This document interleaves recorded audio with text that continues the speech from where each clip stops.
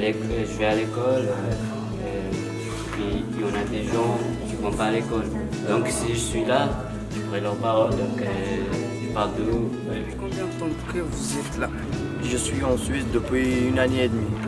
Ça fait 12 ans que je suis là. Je suis en Suisse depuis 12 ans, 5 mois, à peu près. Le but du projet Speak Out, c'est de pouvoir donner une voix aux jeunes requérants d'asile mineurs non accompagnés qui vivent en Suisse et que cette voix, elle soit ensuite entendue et reconnue par les personnes qui prennent les décisions sur leur vie en Suisse et par le public.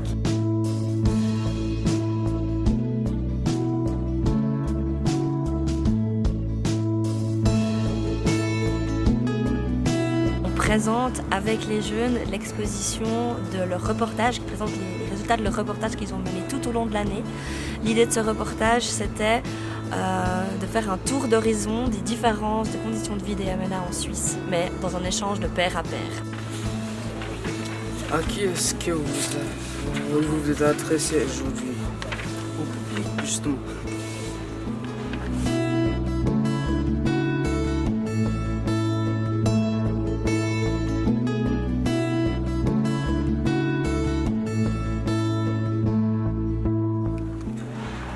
Depuis déjà 2 ans, ça fait 5e fois que je participe ici. Il y en a des personnes qui ont une chance et il y en a aussi qui n'ont pas. L'université où je fais l'examen pour passer à l'université, justement. Et puis voilà, moi, par exemple, quand je suis arrivé plus tard, quand je suis arrivé à ce jour. Pour l'organisation qui organise le projet, le Conseil suisse des activités de jeunesse, la participation, c'est un droit fondamental que tous les jeunes devraient avoir le droit de vivre, et y compris, bien sûr, les jeunes issus de la migration. Donc c'est pour ça que les MNA sont effectivement des jeunes qui ont exactement les mêmes droits que les autres, à notre avis, et qui doivent pouvoir vivre cette participation en Suisse comme les autres. À tous les gens suisses, enfin tous les gens, c'est pas que à Suisse, mais c'est pas qu'à tous les gens suisses, mais c'est à tout le monde, à tous les gens qui vivent en Suisse, même les étrangers, comme ça les étrangers aussi,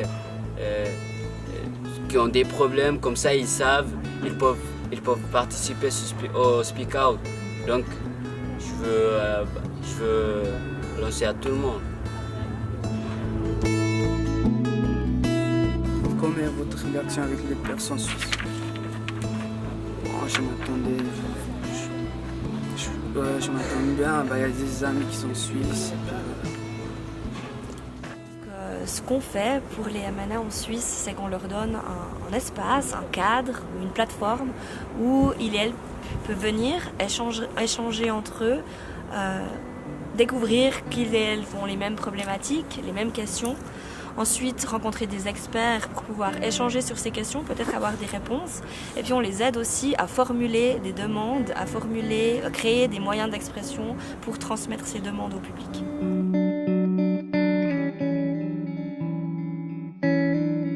Moi, mon rêve, c'est de faire la menuiserie.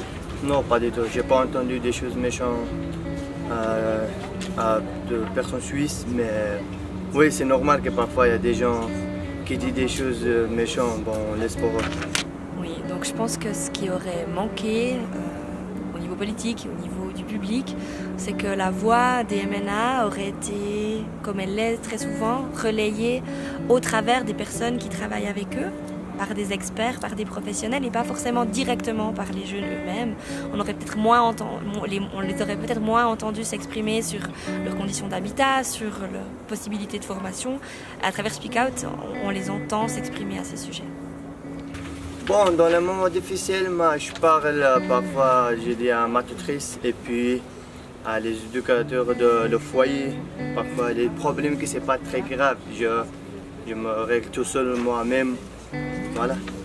À Speak Out, il y a différentes problématiques. Déjà, il y a la question de la langue, puisque pour traiter d'un sujet au niveau du contenu ou pour pouvoir faire que les jeunes échangent entre eux, entre elles, avec des experts, évidemment, il faut toujours qu'on ait un moyen de communiquer. Donc la question des traductions et de la langue, c'est un défi qu'on rencontre chaque fois.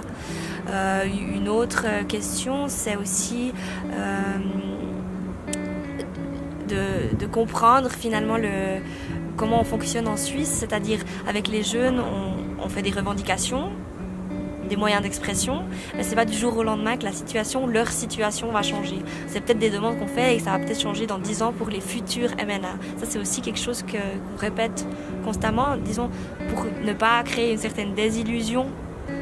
C'est possible que les jeunes s'expriment, et puis que finalement la réponse au niveau politique vienne des années plus tard. Dans les moments difficiles, je parle à mon assistance, celui qui s'occupe de moi au foyer, et aussi si c'est chaud, s'ils n'arrivent pas à trouver une solution pour la chose que je l'ai demandé, je pourrais aussi demander à mes amis. Ils peuvent peut-être me partager 2 ou 3 idées. Donc voilà, je parle de ces 2. Alors si je devais décrire cette journée entre homos, je dirais accomplissement, échange et motivation. Bon, moi je voulais passer un message pour tout le monde, même pour les personnes suisses, pour les personnes qui sont responsables de mineurs accompagnants, parce que personnellement moi j'ai un grand problème avec l'école. Je n'ai pas d'école j'ai 3 heures de cours de français, ce n'est pas assez pour moi. J'ai du temps libre, je n'ai pas contact avec les personnes suisses. Donc j'aimerais les personnes suisses, les personnes qui sont responsables de les étrangers, ils nous aident pour avancer la vie.